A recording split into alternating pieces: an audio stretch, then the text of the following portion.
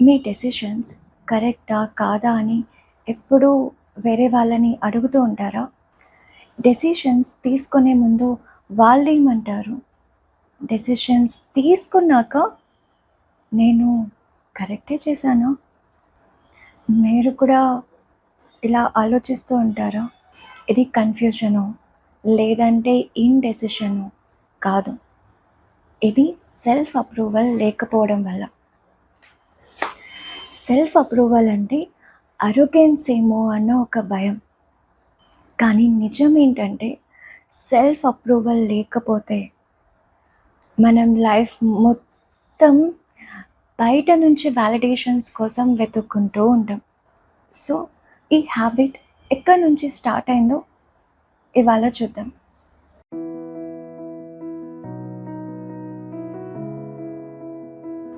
Hello అండి, అందరికీ నమస్కారం. నేను మీ Bindu, certified heal your life కోచ్‌ని. Welcome to my YouTube channel affirmations coaching with బిందు.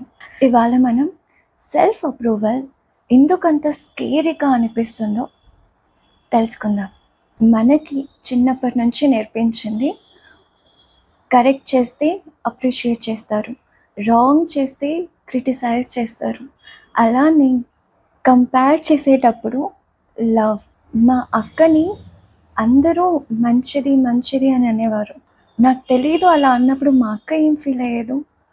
నేను మాత్రం నేను చెడ్డదాన్నా అని నాకెప్పుడూ అనిపించేది.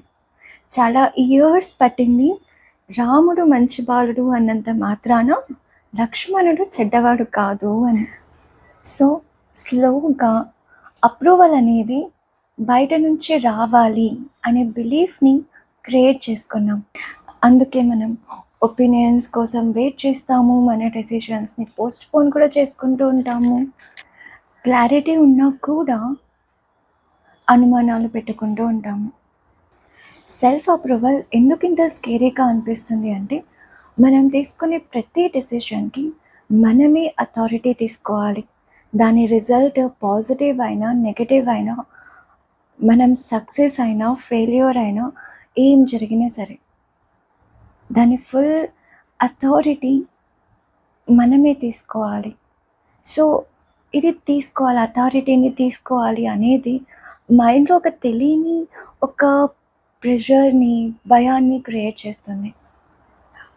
సెల్ఫ్ అప్రూవల్ అంటే మీరు తీసుకునే డెసిషన్స్ పర్ఫెక్ట్ అని డిక్లేర్ చేయడం కాదు. సెల్ఫ్ అప్రూవల్ అంటే మీకు మీరు స్టాండ్ తీసుకొని, ఓకే, ఈ డెసిషన్ నాకు ఇప్పుడు కరెక్ట్గా అనిపిస్తుంది. ఒకవేళ ఫ్యూచర్లో ఈ డెసిషన్ వల్ల నెగటివ్ రిజల్ట్ వచ్చినా సరే నన్ను నేను జడ్జ్ చేయను, అలా అని నన్ను నేను క్రిటిసైజ్ చేసుకోను అని చెప్పడం. లూయిస్ హే చెప్పినట్టు సెల్ఫ్ అప్రూవల్ అనేది మనలో ఇన్నర్ పవర్ని బిల్డ్ చేస్తుంది. సో బయట నుంచి అప్రూవల్ కావాలి అని అనిపిస్తుంది అంటే, సో లోపల సెల్ఫ్ అప్రూవల్ లేదు అని.